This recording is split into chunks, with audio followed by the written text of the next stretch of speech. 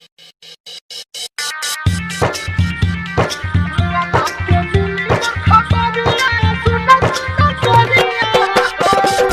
by Saran Music. Presented by Saran Music. बानी मजबूर बात बुझल भर फेरू आइब लौट के रख तू सवार।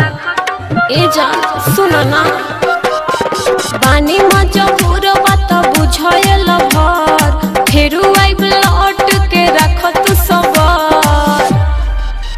तू ही बसल बड़ जिया के भितरिया हो,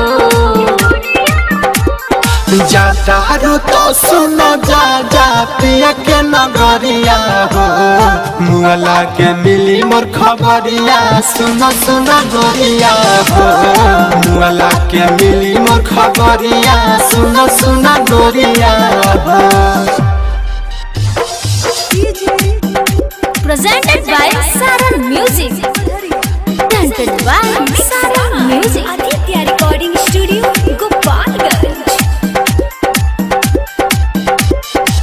मोरे के काहे तू करो तारो बतिया, अपनो जिंदगिया सुधार संगतिया। सुनो ये जान पछताता निया जो हो, तोहरा से प्यार करके कोई नी गलतिया। मोरे के काहे तू करो तारो बतिया, अपनो जिंदगिया सुधार संगतिया। सुनो ये जान पछताता निया जो हो, तोहरा से प्यार करके कोई नी गलतिया। बुझो बाउर बाटे प्यार के डगरिया हो, जातारू तो सुनो जा जा पिया के नगरिया हो, मुअला के मिली मोर खबरिया सुनो सुनो गोरिया हो, मुअला के मिली मोर खबरिया सुनो सुनो गोरिया हो।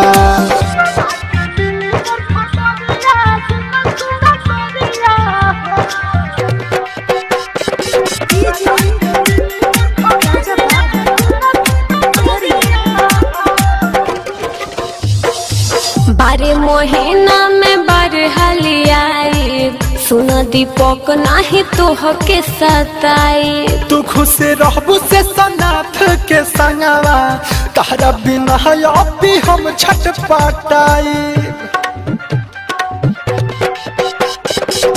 बारे महीना में बारे हलियाई, सुन दीपक नाही तोह के सताई। तू खुश रहबू से सनाथ के संगवा, तारा बिना अभी हम छटपटाई। तो जनी आँख से बहावर के दरिया हो, जातारू तो सुनो जा जा पिया के नगरिया हो, मुअला के मिली मोर खबरिया सुनो सुनो गोरिया हो, मुअला के मिली मोर खबरिया सुनो सुनो गोरिया।